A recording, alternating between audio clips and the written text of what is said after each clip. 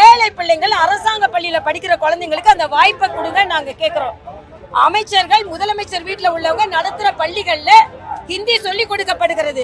மறுபடியும் ஹிந்தி திணிப்பு என்ற ஒரு பொய்யான பிரச்சாரத்தை சொல்றாங்க. ஹிந்தி திணிக்கல, மூன்றாவது ஒரு மொழியை தான் கற்றுக் கொடுக்க சொல்ல போறோம். இந்த பரந்துபட்ட உலகத்துல இன்னைக்கு முதலமைச்சர் ட்வீட் பண்ணிருக்காரு. அண்ணா தமிழகத்தை ஆளும் போது 3 கோடி, இன்னைக்கு எவ்வளவு பேர் 8 கோடி பேர் இருக்கிறாங்க. இன்னைக்கு வாய்ப்புகள் குழந்தைகளுக்கு வரணும். அதனால முதலமைச்சர் அவுடேட்டட் முதலமைச்சராக இருக்கிறார், அப்டேட்டட் முதலமைச்சராக இல்லை. அவுடேட்டட் முதலமைச்சரை வைத்துக் கொண்டு தமிழக இளைஞர்கள் முன்னேறவே முடியாது. 3 மணி நேரம் இந்த வெயில நின்னப்புறம் தான் எனக்கு அனுமதி. அதுவும் நான் மறுபடியும் சொல்றேன், இதுக்கு அனுமதி தேவையில்லை. ஆனா கூட அனுமதி நாங்க கேட்டோம். இது ஆர்ப்பாட்டம் இல்ல, பொதுக்கூட்டம் இல்லைன்னு. ஆனாலும் கொடுமைப்படுத்தி ஒரு அரசியல் கட்சி தலைவரை 3 மணி நேரம் நிக்க வச்சுட்டு அரெஸ்ட் பண்ணுங்கன்னா அதுவும் பண்ண மாட்டேன்றாங்க.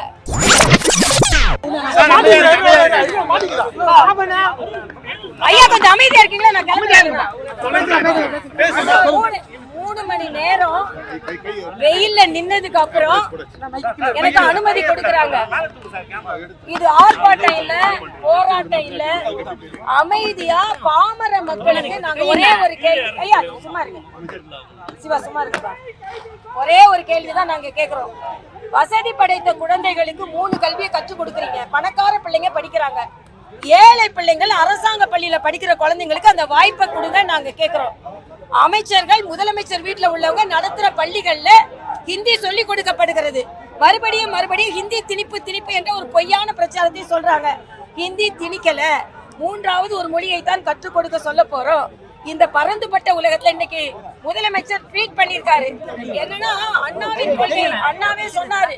அண்ணா தமிழகத்தை ஆளும் போது 3 கோடி, இன்னைக்கு எவ்வளவு பேர் 8 கோடி பேர் இருக்கிறாங்க. இன்னைக்கு வாய்ப்புகள் குழந்தைகளுக்கு வரணும்.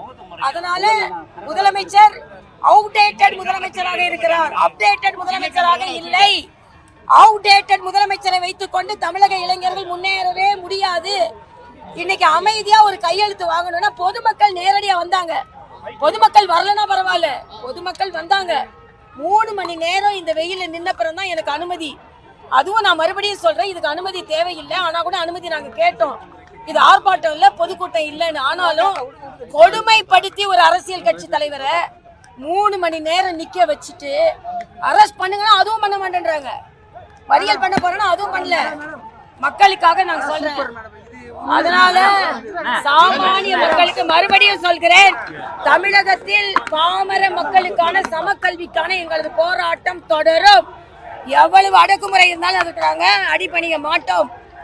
இது பாமர மக்களுக்கான எனது போராட்டம், எங்களது போராட்டம். சமஸ்கிருதம் இல்லன்னு சொல்லியாச்சுல. இவங்க ஆட்சியில இருக்கும் போது சமஸ்கிருதத்துக்கு எவ்வளவு நிதி ஒதுக்குதுன்னா சொல்லுங்க. மு.க. ஸ்டாலின் கட்சி ஆட்சியில இருக்கும்போது சொல்லுங்க. 3 மணி நேரம் வெயில நின்று தமிழகத்துல அரசு தேர்வு உட்பட சமஸ்கிருத தேர்வு நடத்துது, அதை எப்படி பாக்குறீங்க? இப்ப நாங்க